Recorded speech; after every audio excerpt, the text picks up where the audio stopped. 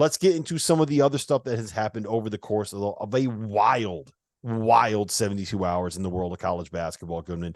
UNC added a couple of recruits. We had Indiana pick up a former top 10 prospect. Khalil Ware is heading to Bloomington. Caleb Love, is he the right fit at Michigan? We got to get into the top 10 available transfers. You have your list. I have my list. We'll see how much we differ on all of them.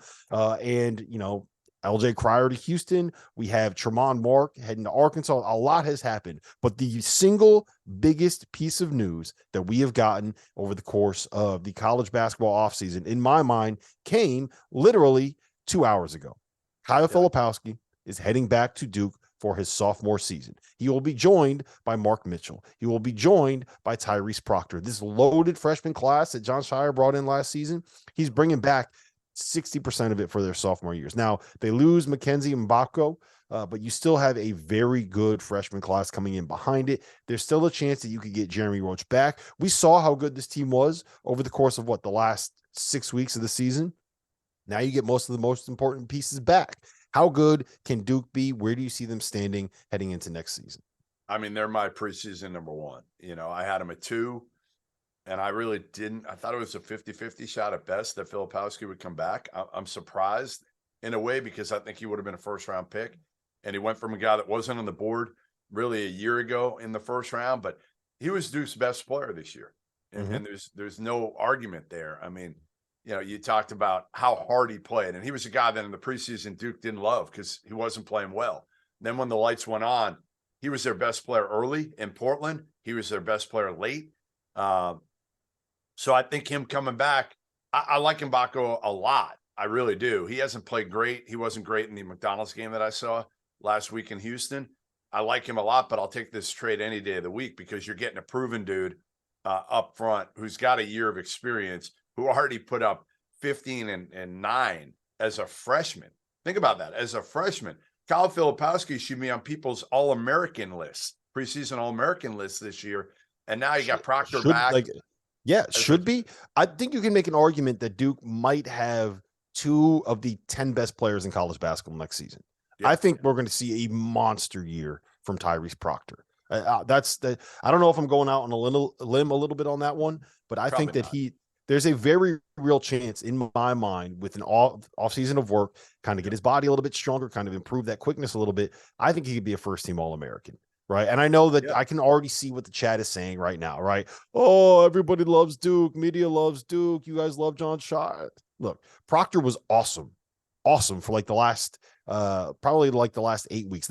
When Duke made their leap, it coincided with Tyrese Proctor making his leap. All right. And getting moved to the point guard spot. I think he's going to have a massive season. He did all that last year when he was supposed to be a senior in high school. And you add to that a guy that averaged 15 and 9 and is coming back. Like they're going to be really good, man. Like, I don't know if they'll last as the preseason number 1 team because there's a lot of moving parts left in college basketball. I don't know who overtakes them now. I mean, I just don't know. Somebody's going to have to really, really load up to overtake them because, again, they've got a good freshman class coming in as well. And I think you know how much I love TJ Power, not just because he's a Massachusetts kid, but he was arguably the best player on the circuit last year in July.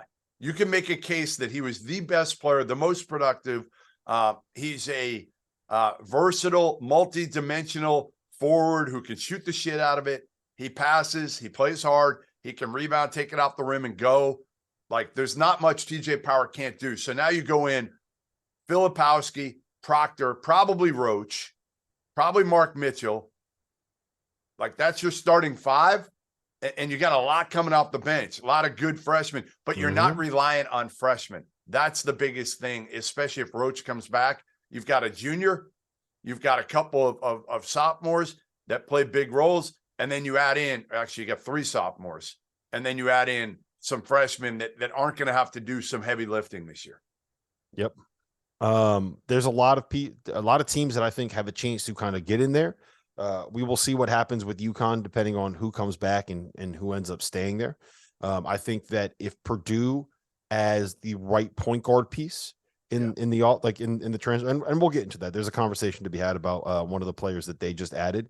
I think there's a very real argument to be made that they are deserving of at the very least consideration.